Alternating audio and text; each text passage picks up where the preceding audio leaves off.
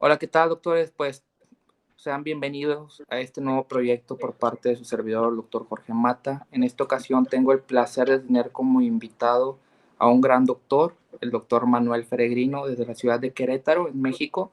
Nos va a hablar sobre implantes dentales en zona estética comprometida. Antes de iniciar, doctor Manuel, pues muchas gracias por aceptar esta invitación. Es un gran honor para nosotros tenerlo como invitado en esta plataforma.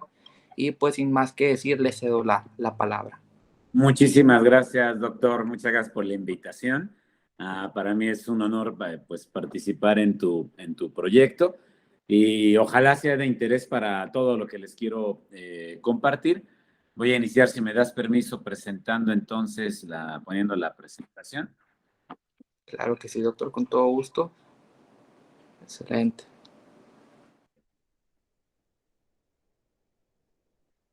Ahí se alcanza a ver, mi Jorge. Sí, doctor, se ve Ya, perfecto.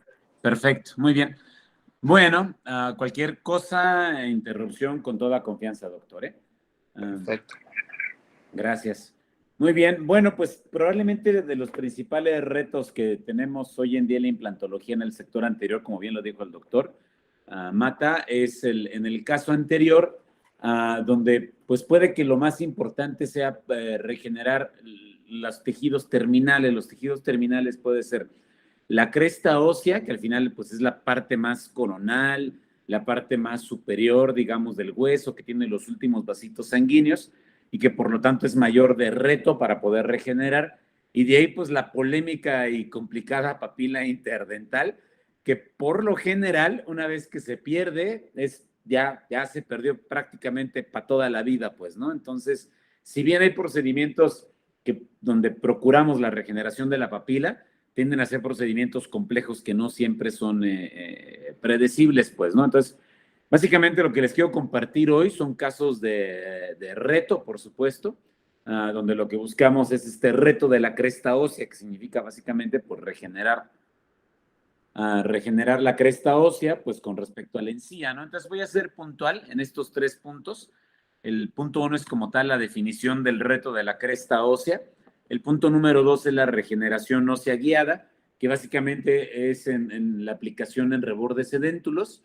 Y ya por último, los implantes inmediatos post-extracción, o sea, cuando sacas el diente y colocas el implante, en el sector anterior, por supuesto, donde hay un alveolo comprometido. Alveolo comprometido significa que tenemos pérdida de alguna de las paredes de hueso y que por ende, pues al no tener todo el hueso completo, tenemos que pues, hacer procedimientos que son un poco más laboriosos, ¿no?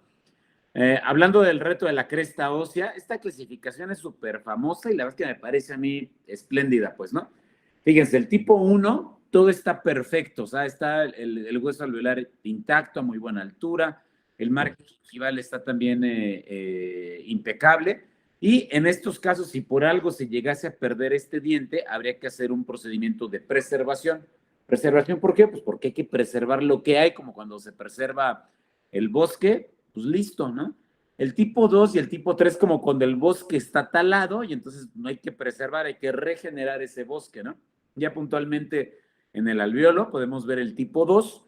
Fíjense cómo tiene una muy buena altura de encía, pero hay pérdida de la altura de la cresta ósea por la parte vestibular, ¿no? Y el tipo 3, que es el más complicado de todos, es donde hay pérdida de hueso y pérdida de encía. O sea, hay una recesión de encía y una reabsorción de este hueso por vestibular. Es aquí en el tipo 2 y en el tipo 3 donde surge como tal el reto de la cresta ósea, ¿no? Que es cómo podemos regenerar esta cresta ósea alrededor de nuestros implantes y principalmente cómo podemos mantenerlos con una estabilidad a largo plazo, ¿no? Porque también es bien importante que aprendamos a tener un sentido crítico con respecto a lo que posteamos en redes sociales o lo que vemos, donde qué padre compartir los logros que tenemos como clínicos, pero a veces es muy fácil, por ejemplo, presumir algún éxito en implantes en los primeros 6 meses. Es más o menos sencillo. Nuestro reto está en poderles darle seguimiento conforme pasen los años y poder descansar en que va a seguir estable y con una estabilidad a largo plazo. Y entonces sabemos que nuestra técnica de regeneración está funcionando conforme pasa el tiempo, ¿no? Para los que son más o menos expertos en implantes, al final no voy a ver todos estos puntos, me voy a enfocar más bien en casos clínicos, pero hay como algunas reglas del juego, ¿no? Que es como evaluar el fenotipo, que es como el grosor de la encía, en qué casos lo transformamos con algún injerto de encía, como algún injerto de tejido conectivo. Yo utilizo mucho plasma rico en factores de crecimiento, que es cuando le sacamos unos tubitos de sangre al paciente, los centrifugamos para colocar las plaquetas, y eso es un plus para la regeneración. En el caso anterior, pues es bien común que utilizamos el punto número 2, que es un injerto de hueso. El punto 3, el más importante de todos, que es la posición del implante, y tristemente a veces es donde más nos falla. El 4 es el perfil de emergencia, que es la manera en cómo la corona va a emerger o va a salir o va a nacer, digamos, de la plataforma del implante. El punto 5 es el concepto del biobloque, que es básicamente lograr un sellado hermético de la corona al implante, un sellado de la encía, ¿ah? Para que este sellado sea fuerte y no entren bacterias y nos alejemos, por ejemplo, de alguna perimplantitis que pueda ocurrir con el tiempo. El punto 6, indispensable, la higiene oral y el mantenimiento, igual que los dientes naturales, los implantes deben de ser mantenidos. Y el número 7, el diámetro del implante y el diseño, que vamos a hablar un poquito de eso ya cuando aterricemos bien a los casos, ¿no? Muy bien, el punto número 2 es la regeneración ósea guiada, y obviamente es cuando hay un reborde edéntulo. Este caso lo amo porque es de mis casos de más años, más viejitos, ¿no? Esta niña hermosa le hicieron tratamiento de ortodoncia y es el clásico caso donde tratan de mover el canino que está incluido en el paladar pues a la zona normal.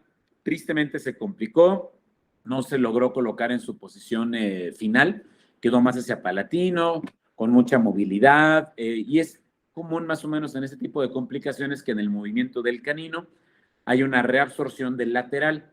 Vamos a ver la tomografía.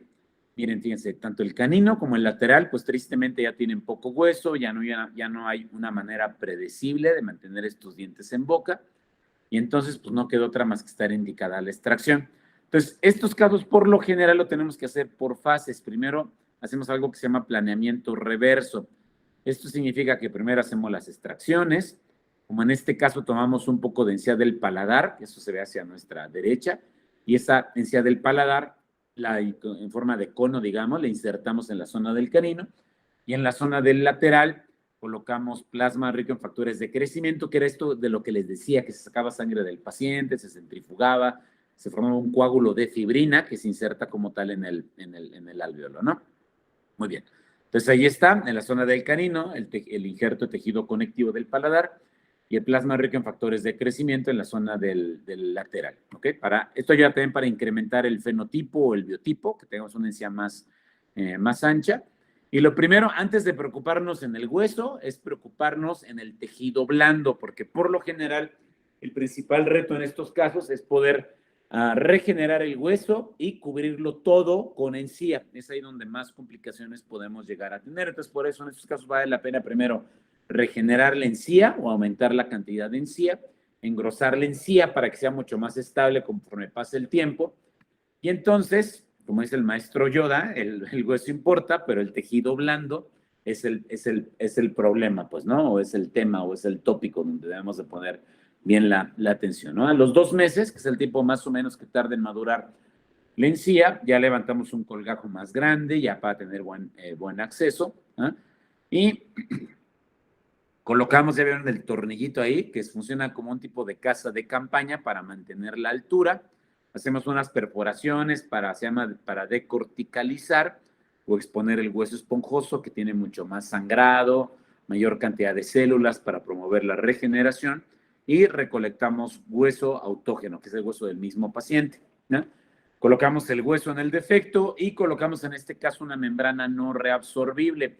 La membrana no reabsorbible es de los procedimientos más predecibles, como en este caso es una de teflón con refuerzo de titanio. Es uno de los procedimientos más predecibles, que es la regeneración ósea guiada, para regenerar el hueso en sentido vertical. Por eso se llama regeneración ósea guiada. Regeneración es porque buscamos de nuevo por regresar celularmente, histológicamente ese tejido que se perdió, óseo, pues porque es hueso, y guiado porque es guiado en este caso por estas membranas que protegen y van guiando al hueso para su formación. Fíjense, incluso aquí el defecto era tan grande que fue un error mío, elegí un tamaño de la membrana más corto y apenas me alcanzó para contener el injerto por palatino y poquito por vestibular. La parte que quedó expuesta es la que colocamos una membrana de colágeno para terminar de proteger o de crear una barrera de protección del injerto de hueso. Y eso amarillo que se ve es plasma rico en factores de crecimiento. Tomamos un poquitito de encía que colocamos justo en lo que se llama la cresta ósea para regenerar la papila y logramos el cierre. Esperamos largos 9 meses, así como un bebé, para que se regenerara bien el hueso. Descubrimos a los 9 meses, como es una membrana no reabsorbible, entonces pues se tiene que remover esa membrana. Esa claramente es una de las desventajas, pero la verdad es que funcionan re bien, pues, ¿no? Fíjense aquí el aumento del hueso. Ese tornillo que era el tent screw para mantener la altura ya se ve completamente rodeado de hueso. Aquí está una imagen del antes y después, donde ya podemos descansar en poder ya colocar ya nuestros implantes dentales. El cierre con la sutura, esperamos 4 meses y curiosamente cuando levantamos la encía de nuevo para descubrir los implantes, vimos que los implantes estaban cubiertos por hueso, ¿no? Entonces siempre, pues, de alguna manera celebramos eso porque vemos que hay una gran biocompatibilidad de los implantes y además nuestra paciente tiene un amplio poder regenerativo, ¿no? Entonces, a los 4 meses después de haber colocado los implantes, los descubrimos, colocamos estas tapas plateadas o de color metálicas que son unos aditamentos conformadores de encía. Este es el día que se colocó la prótesis. Y este es el seguimiento a los 9 meses. Por supuesto, el seguimiento más básico es el radiográfico. A veces dejamos esos tornillitos o tachuelitas para no levantar más y tenerlas que quitar. Por supuesto, le informamos al paciente para que no haya estrés. Y felizmente la paciente accedió para tomarse una tomografía. Y al final, pues es donde verdaderamente podemos checar si se mantuvo a lo largo del tiempo la cresta ósea o no. Entonces aquí vamos de distal a mesial y ahí se ve por vestibular pues la suficiente mantenimiento y ancho de la cresta ósea, ¿no? Y esto básicamente es pues causado pues por seguir las reglas del juego que veíamos en unas diapositivas anteriores, ¿no? O sea, haber incrementado el biotipo, haber colocado un injerto de hueso, la posición tridimensional del implante, la emergencia de las coronas, que es la adecuada para mantener el tejido blando también, y el diámetro de los implantes, que es común que busquemos ya colocar implantes delgados, digamos de un diámetro de 3.5 milímetros de diámetro en el sector anterior, ¿no? Hay muchos tipos, digamos, de membranas no reabsorbibles. Esta es otra, que son membranas de titanio, perdón, mallas de titanio. Vamos a enfocarnos en el caso superior. Ambos casos vienen de fracasos de implantes, de estos casos donde tristemente se fracasa el implante y además se pierde mucho hueso, ¿no? Entonces son casos dramáticos, pues porque además del fracaso del implante, ahora hay que regenerar el hueso, estamos comenzando desde cero, estamos comenzando como, no sé, pues de manera coloquial desde -50, desde -100. Y miren, se levantó el colgajo, se coloca la membrana de titanio y en general también se logran resultados bien predecibles, ¿no? Las mallas de titanio tienen mala fama de que son muy difíciles de quitar. Sin embargo, aquí es importante la selección de la malla. Si la malla de titanio tiene un poro muy chiquito, la verdad, como lo van a ver ahora en el video, son muy fáciles de poder remover. El problema es cuando la malla tiene poros muy grandes, se mete mucho tejido conectivo y entonces se vuelve difícil para poderlo quitar, ¿no? Aquí estamos haciendo fresado biológico, que es un fresado a 150 revoluciones por minuto, que nos ayuda para recolectar hueso autógeno. Se hace un fresado sin irrigación y es muy fácil recolectar el hueso. Bañamos el implante en plasma rico en factores de crecimiento y lo insertamos, ¿no? Entonces, en general, la verdad es que felizmente es un procedimiento sensible, que requiere, como todas las cosas, una curva de aprendizaje, pero tiende a ser bastante predecible, ¿no? En inferior, fíjense este hueso delgadito, la misma historia, colocamos las mallas de titanio, esperamos probablemente unos 9 largos meses. Aquí estamos removiendo la mallita, haciendo el fresado biológico para recolectar el hueso. Y como ven, pues felizmente se obtienen resultados lo suficientemente predecibles para resolver aquellos pues, rebordes edéntulos que no hay tanto hueso, ¿no? Vamos a ver casos como más chiquitines, pero igual de sensibles, ¿no? Miren este caso, es un diente anterior, además es hermano de un colega. Y fíjense en la imagen clínica, cómo es un caso con recesión.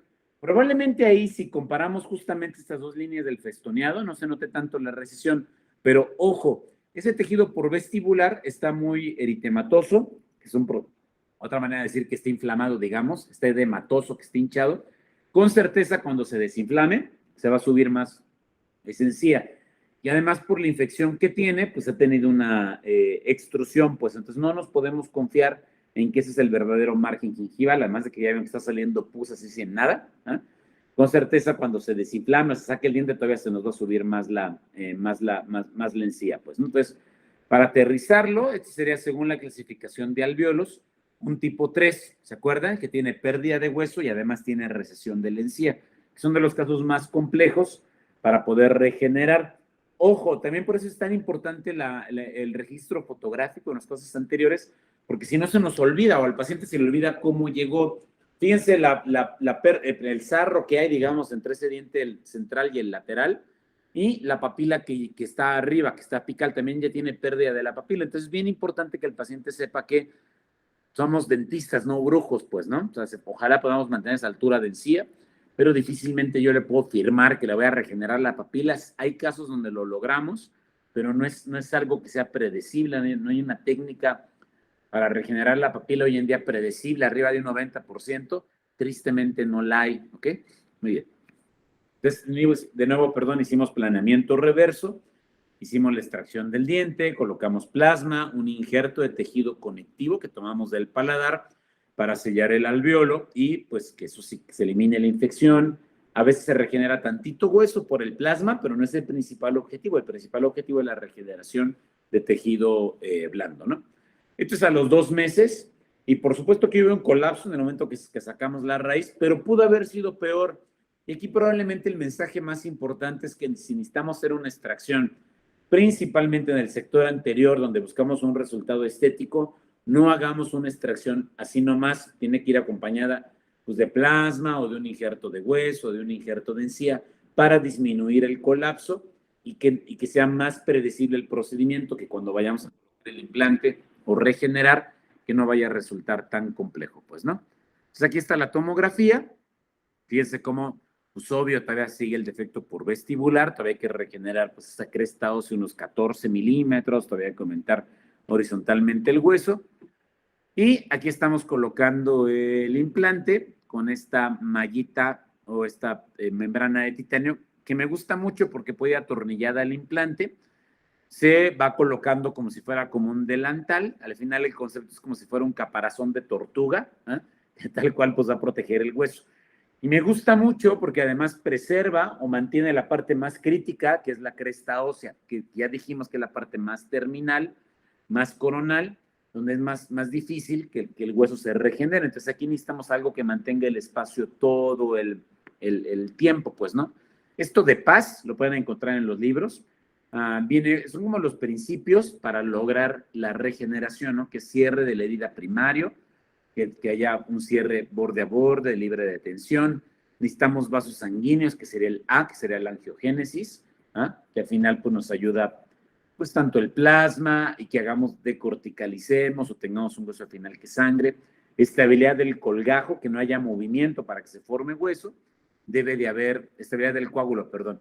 Para que se forme hueso no debe de haber movimiento. Por eso es importante para regeneración vertical o regeneración de la cresta ósea, apoyarnos en membranas como estos que no tienen movimiento, que van a crear esta estabilidad, y mantenimiento del espacio, que es por medio del injerto de hueso, y en este caso además la membrana, que está manteniendo el espacio para que no se nos vaya a meter, que no se nos vaya a invaginar el tejido blando, ¿no? Esta es la liberación del periósteo, que es lo que tenemos que hacer cuando aumentamos el volumen, y para lograr el cierre de la herida primario, borde a borde libre de tensión, por lo general necesitamos cortar el periósteo, porque el periósteo no es elástico, entonces se corta el periósteo Entonces ya dejamos, digamos, las fibras de colágeno propias del tejido conectivo, ¿ah? Con la que ya va a ser más fácil poderlo posicionar coronalmente. Y esto es importante porque esto por lo general es normal que este tipo de procedimiento los pacientes se inflamen y es indispensable conversar con esto con los pacientes, ¿no? Porque al final, por lo general, las cirugías de implantes no causan inflamación, excepto estas donde hay que liberar el periósteo. Y entonces, pues va a ser importante esa liberación del periósteo para poder posicionar el colgajo coronalmente, ¿no? Aquí está el cierre. Inclusive en este caso hicimos una frenilectomía, porque la inserción del frenillo cuando el paciente hablaba, por ejemplo, movía el labio, se acompañaba con el movimiento de la incisión, entonces esto podría llegar a abrir la herida, ¿no? Entonces a veces hay que hacer la frenilectomía para eliminar la tensión del colgajo, amigos. En este caso esperamos 6 meses a que se regenerara el hueso es lento para la regeneración. Descubrimos obviamente la membrana, las membranas son relativamente fáciles de quitar y aquí podemos ver la nueva cresta ósea y aquí como ejemplo colocamos un implante de diámetro estrecho y es importante colocar de diámetros estrechos tipo 3.5 para tener ancho, porque si coloco un implante muy ancho voy a dejar muy delgado el huesito, el ancho del hueso por vestibular, entonces colocando un implante más delgado tenemos mayor grosor por la parte de vestibular, por la parte del labio, y esto va a hacer que sea pues, más predecible tener como ese grosor biológico, que sea viable, mantener este tejido para que se mantenga vivo conforme pase el tiempo, ¿ok? Este es el seguimiento a los 5 años, ahí se ve la foto de arriba, el antes y la foto de reciente, el después.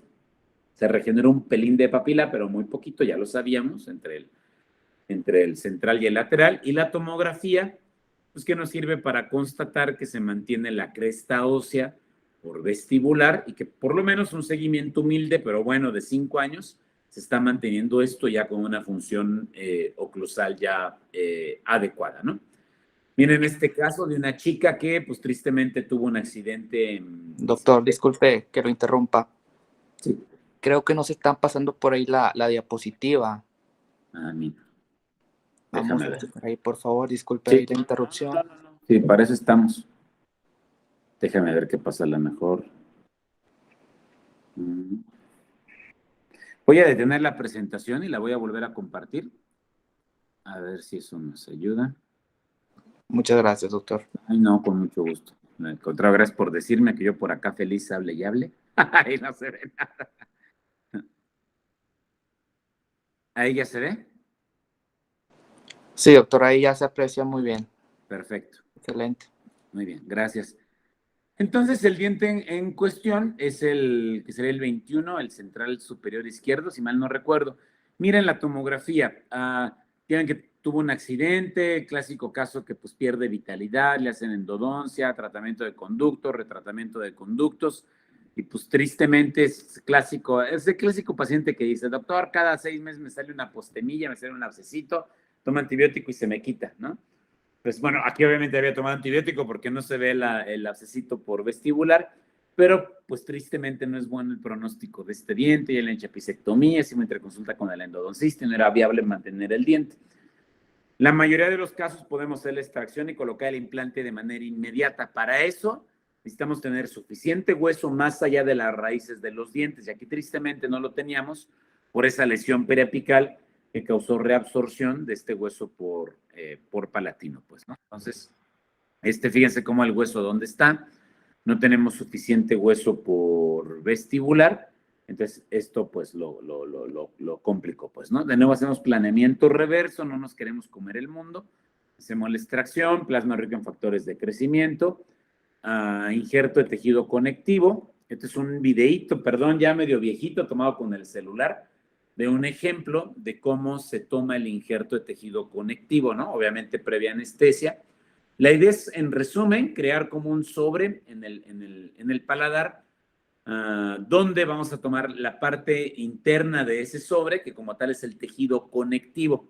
Fíjense, ahí estoy girando la hoja de bisturí para hacer una incisión que se llama como superficial, y ahí como tal se está creando el sobre. Estamos siguiendo la parte externa del paladar, haciendo la incisión para crear el sobre. En cuanto llegue a una de las orillas, fíjense, estoy girando la hoja de bisturí hacia el paladar, y tal cual el objetivo es dibujar un cuadrado dentro de ese sobre para, como una incisión, digamos, dibujando un cuadrado, para, con la hoja de bisturí, para obtener este cuadrado, bueno, este rectángulo, que es la parte interna de este sobre, que justamente es el tejido conectivo, ¿no?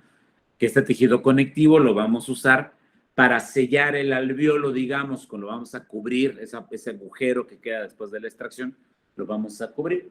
Ahí estoy haciendo la incisión, digamos, en la base de este sobre. Hacemos como este tipo, digamos, de rectángulo para obtener el tejido conectivo. Aquí tiene la ventaja de que al final, después cuando suturamos, hay un cierre borde a borde y no queda una herida cruenta en el paladar, al paciente le va muy bien. Ahorita vamos a utilizar un elevador de periósteo para separar el injerto de tejido conectivo como tal del hueso, como si estuviéramos levantando un colgajo, y es entonces cuando como tal obtenemos el injerto de tejido conectivo. Ahí todavía utilizamos un elevador de periósteo un poquito más ancho, cada vez los instrumentos se van haciendo más delgados, más finitos, ¿no? Y ya de ahí vamos obteniendo ese injerto de conectivo, ¿no? Muy bien. Ahí está. Entonces, lo suturamos. Se llama con unas suturas que se llaman colchonero horizontales, que son como dos cabos con los que metemos o imaginamos el conectivo por vestibular. Lo anudamos, colocamos ahí el plasma y suturamos el conectivo por vestibular. Ahí se ve el coágulo de fibrina, eso amarillo son las plaquetas del paciente que van a ayudar para la regeneración, ¿ok? Entonces, aquí estamos incrementando el fenotipo o el biotipo. Esperamos 4 meses y el objetivo de esa cirugía entonces fue disminuir el colapso, aumentar el ancho de encía y con el plasma regenerar por lo menos la zona de la lesión periapical para tener suficiente hueso basal y poder colocar el implante, ¿no? Entonces ya, levantamos de nuevo, colocamos el implante, colocamos de nuevo la membrana de titanio, igualito que el caso anterior, que queda como esa caparazón de tortuga. Ahí esperamos 4 meses, descubrimos de nuevo, se quita la membranita de titanio, ahí tenemos el hueso nuevo. La idea ahí es colocar el provisional de manera inmediata o lo más pronto posible para estar quitando y evitar, estar quitando y poniendo el aditamento, porque eso según ya varios estudios, casi es un estudio clásico de Abrahamson, donde él pues demuestra que estar quitando y poniendo el aditamento termina causando una reabsorción de hueso, ¿ok? Muy bien. Entonces, esto es a los 2 meses, después ya se toma una impresión, se hacen unas carillas, estas carillas las hizo el doctor José Villalobos y el técnico Oriol de la Mata, que la verdad es que son muy buenos. Aquí está la cicatrización. Y en general los resultados son bastante predecibles, ¿no? Entonces, aquí esperamos el tratamiento, en este caso son más largos, espera 4 meses a que cicatrice el hueso. Después ya esperamos a que se forme el hueso y la encía, después se coloque el implante con la membrana de titanio y aquí le damos un seguimiento a los 7 años para la regeneración. Entonces a los 5 años, aquí me equivoqué yo. Fíjense cómo tuvimos tantita pérdida de la cresta ósea, y esto es un error mío. Los implantes hoy en día, la plataforma del implante debe de estar 3.5 milímetros por debajo del margen gingival. Aquí lo dejé como a 2 milímetros, como muchos libros de texto lo decían antes, y sabemos ahora que los debemos dejar tantito más sumergidos, porque hay un remodelado óseo, se tiene que formar un espacio para el espesor biológico o el ancho biológico. Entonces aquí seguimos todas las reglas del juego, excepto la posición 3D del implante, que lo debimos de haber dejado más sumergido. ¿Hay que hacer algo? No, la verdad es que no. Felizmente tiene muy buen ancho la encía en esta zona y entonces tiende a estar más estable con el tiempo, ¿ok? Por el ancho de encía, el biotipo ancho es lo que le va a dar estabilidad a este caso. Muy bien. Vamos a hablar ahora de los casos complejos de los implantes post-extracción, donde es básicamente pues este reto de la cresta ósea, de cómo regenerar estos alvéolos tipo 2 y tipo 3 y que se mantengan a largo plazo, ¿no? Y en este caso, la extracción de este diente, ya el pobre ya sin esperanza. ¿Qué observaciones hay? Por supuesto que no hay un hueso por vestibular, tenemos una buena altura del margen gingival, tenemos un fenotipo ancho, entonces no, en estos casos puede que no necesite el injerto de tejido conectivo porque ya la encía está lo suficientemente ancha. Tristemente es un paciente fumador, entonces en estos casos nomás hay que decirles que, pues, que le bajen de cigarro y si no, pues hay posibilidad de que tengamos alguna complicación. En casos como los primeros, donde sí o sí necesitamos regenerar el hueso muy verticalmente, los pacientes tienen que dejar de fumar 3 meses antes y 3 semanas después.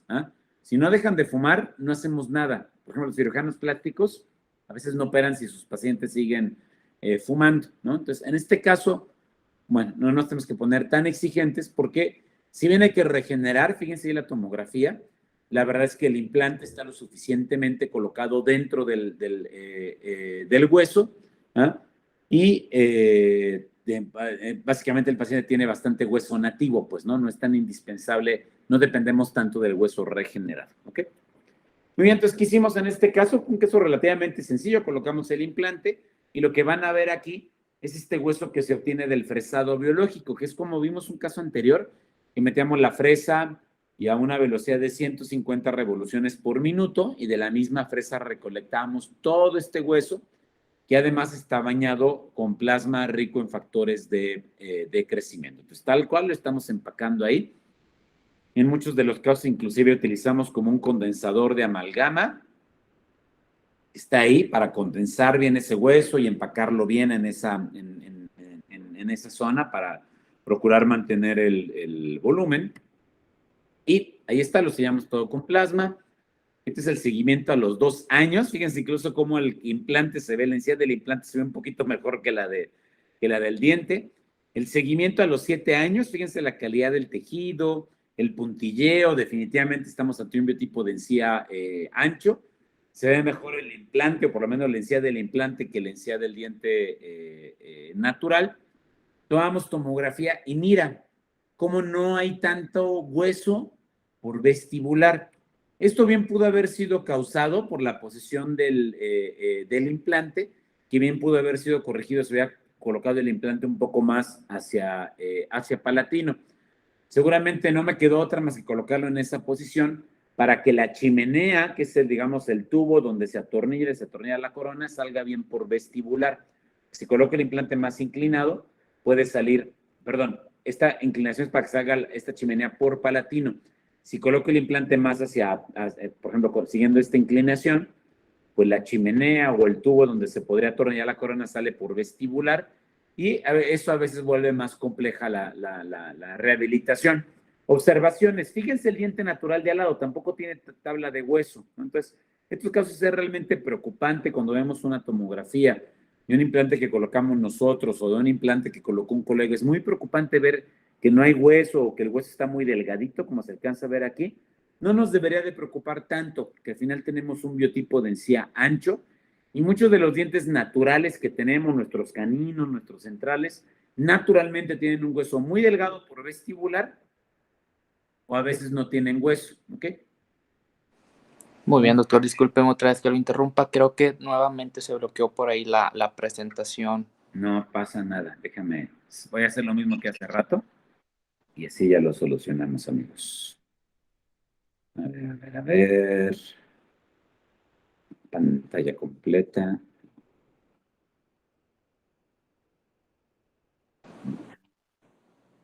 Creo que ya, ahí se ve. Ahí se ve muy bien, doctor. Muchas gracias. No, porque cuantas veces sea necesario me interrumpes para que todos aprovechemos. Muy bien. Excelente, gracias. Para servirte. Entonces, ahí ya, al final, creo que se ve tantito hueso justo de la cresta ósea, pero veamos, y perdónenme, esto es por si quedaba alguna duda, el video de la tomografía. Ahí se ve el hueso delgadito, ahí se ve la cresta ósea, se ve tantito mejor que en la fotografía, pero veamos qué dice la literatura, ¿no? En general, estos estudios donde evalúan el hueso por vestibular, por ejemplo, ahí se ven en esta mandíbula, abajo de nuestro lado derecho, colocan 4 implantes, ¿no? El implante número 1 es el que tiene la mayor cantidad de hueso por vestibular, y de ahí al 4 que de plano tiene una dehiscencia. Y en general encuentran que cuando el hueso está muy delgado, a lo mejor el tipo 2 o el tipo 3, cuando digamos el hueso es menos de 1 milímetro de ancho, muchas veces simplemente la tomografía no lo detecta. Para que la tomografía lo detecte, a veces este hueso tiene que ser más de 0.8 milímetros de ancho, ¿no? Entonces, si yo cometiera el error de volver a levantar el colgajo y ver ese hueso delgado, con el simple acto de levantar el colgajo puede que se acabe reabsorbiendo este hueso. Entonces, si no hay infección, si no hay inflamación de la encía, si no hay pus, vamos, si no hay perimplantitis, aquí lo más importante es el mantenimiento y descansar en que haya un biotipo de encía ancho, un fenotipo ancho, que al final ese grosor de la encía es lo que le va a dar estabilidad a esos implantes, ¿no? Y de ahí ya por último les quiero presentar esta técnica, me encanta a mí, es de un doctor de Brasil, fue creada por el doctor José Carlos Martins da Rosa. Yo hago una técnica inspirada en su trabajo y yo me tomé la libertad de hacer un par de modificaciones, ¿no? Este fue de hecho mi primer caso que hice con esta técnica.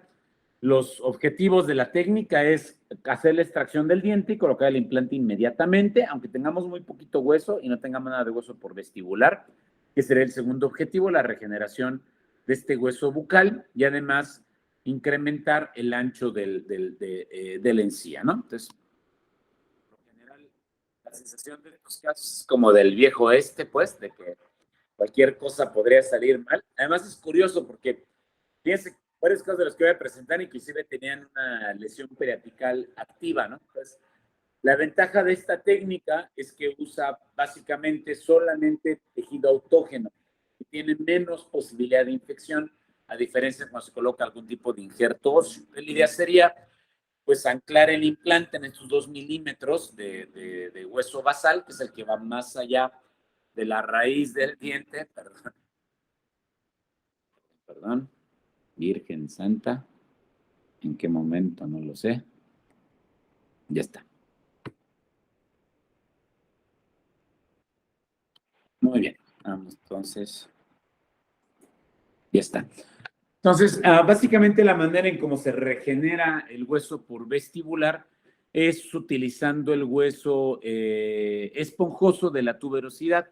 Se levanta un colgajo, como se ve en el esquema, de grosor parcial, y de ahí se separa este injerto en bloque con su respectivo tejido conectivo, ¿no? Pues ya se hace la extracción, tomamos el injerto de tejido conectivo, por lo general utilizamos un piezoeléctrico, perdón, que es, digamos, un ultrasonido de alta potencia con una puntita como esta, que es como una sierrita, y estos cinceles para obtener este injerto en bloque trilaminar. ¿Por qué es trilaminar? Porque tiene hueso esponjoso, ¿eh?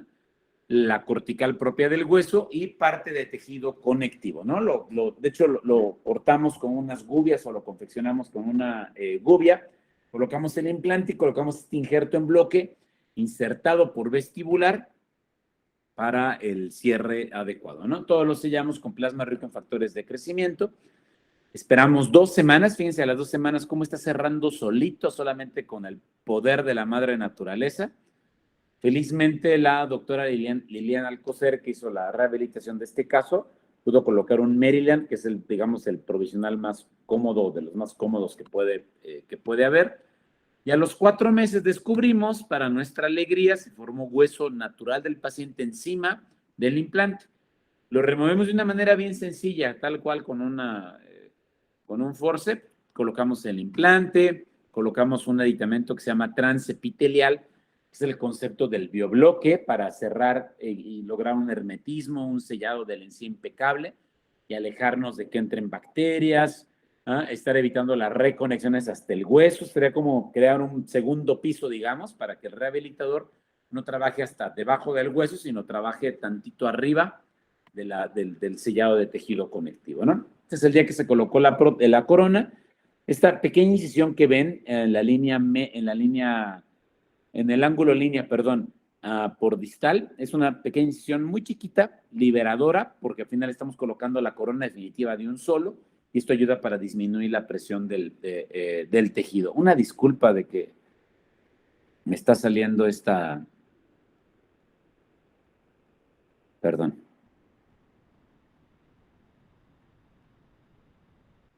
Muy bien, este es el seguimiento a los 2 años. Y bueno, vemos dónde está pues lo suficientemente estable, ¿no? Esto me refiero con el seguimiento a largo plazo. Entonces, vamos a ver este caso. Fíjense cómo tiene pues recesión, está súper inflamada la encía, está edematosa, tiene recesión de la encía y pues bueno, además está perforada la encía por la infección. Hacemos la extracción. Aquí se ve también la tomografía, inclusive fíjense cómo presionamos y sale tantita pus. Inclusive, aunque en estos casos mandamos antibiótico 3 días antes, a veces sucede que sigue habiendo infección. Perdónenme. Lucy, déjenme pedir apoyo.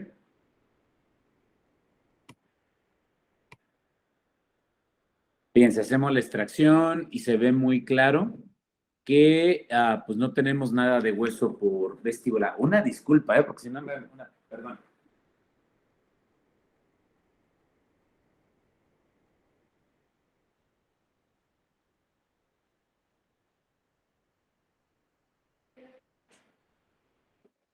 Ya, perdón, chicos, estaban tratando de arreglar un tema de la computadora y por eso parecía. Ay, una disculpa. Muy bien. Ya, entonces, este es el hueso de la tuberosidad. Perdón, aquí está la zona de la extracción, al final hacemos la extracción. Este es el hueso, el injerto de tuberosidad, el injerto trilaminar. Y aquí estamos desepitelializando. Desepitelización significa quitando la parte más externa del epitelio para exponer el tejido conectivo, tal cual hacemos con una hojita de bisturí, haciendo una incisión como lo más superficial, para solamente dejar el tejido conectivo. ¿Por qué? Porque al final esta capita de tejido superficial hace que disminuya la irrigación sanguínea. No es, el epitelio no es permeable, digamos, ¿no? Entonces, si ese epitelio está en contacto con el tejido conectivo, no va a haber una anastomosis de los vasos sanguíneos y por eso necesitamos quitar esa parte más externa del epitelio de la encía, ¿no? Entonces colocamos el implante. Aquí está el injertote en bloque con su encía, que lo estamos insertando por vestibular. Muy bien. Y aquí en esta foto, pues se ve el implante, el injerto trilaminar. El paciente estaba bien grandote, entonces todavía me quedó mucho espacio ahí. En este caso sí colocamos algo de injerto de hueso con plasma rico en factores de crecimiento, digamos, para lograr el sellado de la zona. Y colocamos algo que se llama tornillo de cicatrización personalizado, que se coloca para ir creando el perfil de emergencia y que no se nos vaya a colapsar esa encía tanto hacia palatino. Ahí está la sutura. Y lo que se alcanza a ver aquí es el implante, el aditamento transepitelial para el concepto del biobloque, se mantenga estable la encía, y el tornillo de cicatrización personalizado para ir creando el perfil de emergencia desde este momento, ¿no? De la cicatrización a las 3 semanas, todavía la encía se ve inmadura, ahí se ve cómo se ha recorrido y se ve la nueva encía de este injerto de tuberosidad. Esto ya es la rehabilitación final a los 4 meses, y se alcanza a ver en este viejo margen gingival, el nuevo margen gingival, ¿no? Esto es por el injerto de tuberosidad.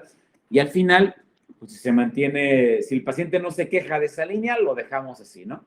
Si por algo tuviera una sonrisa muy gingival y se alcanza a ver esa línea como esa arruguita, una fresita de bola es relativamente fácil de poderlo quitar, ¿ok?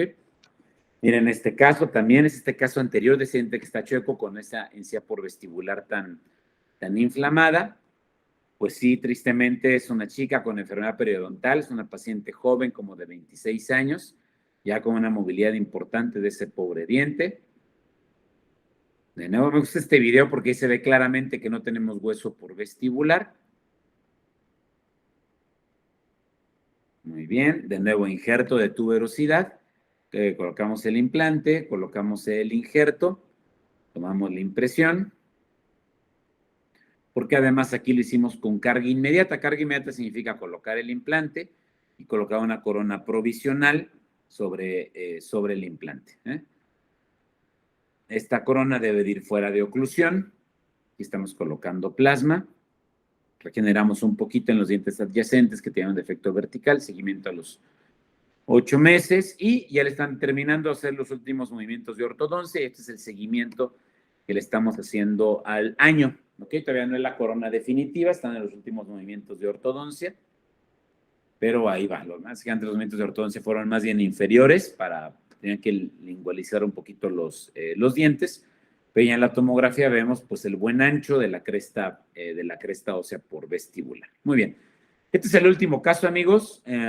Fíjense cómo hay un implante ahí como sumergido, a punto de reventar esta encía. Aquí fue donde pues, ya reventó. ¿Y qué es lo que vemos? Pues un implante tristemente muy profundo y muy hacia vestibular. Además, un implante muy ancho que pues naturalmente deja el hueso muy delgado por vestibular y eso pues causa la reabsorción. Y tiene ahí una raicita muy chiquita, lo que se ve en la tomografía, que vemos que está sana, pero no es restaurable, ¿no? Entonces, en la zona de esta pequeña raíz hicimos una técnica que se llamaba Socket Shield.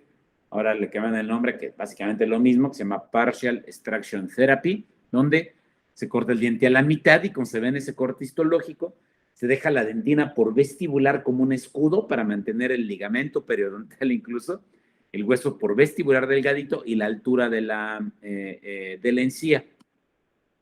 Y en la zona del implante, tal cual, utilizamos una reconstrucción o restauración dentoalveolar inmediata, donde quitamos el implante viejo, colocamos un implante nuevo y reconstruimos ese hueso por vestibular que está perdido, ¿no?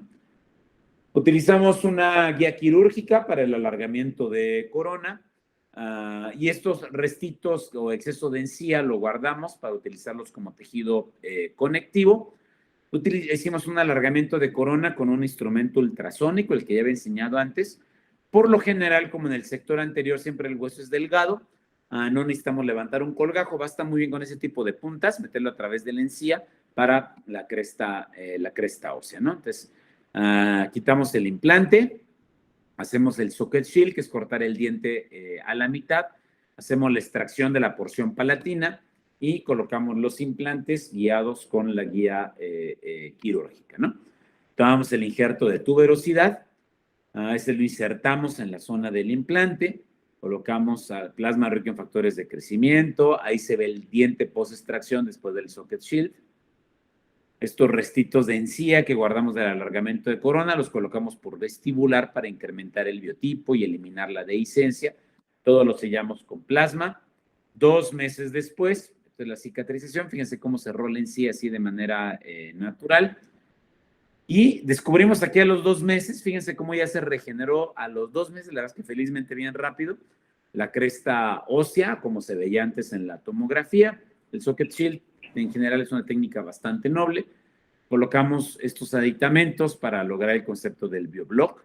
Y disculpe, doctor, que lo interrumpa otra vez. Que no entren bacterias. Este es el día que colocamos los provisionales, el videíto de las coronas. En este caso las coronas son coronas individuales sobre los implantes y vemos con un suficiente grosor adecuado de la encía. Estas son las coronas definitivas.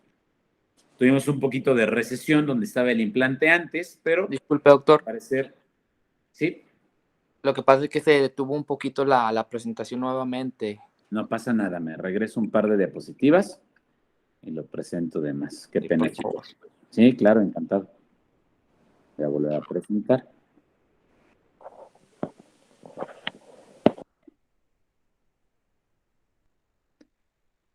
Bien, ahí creo que ya.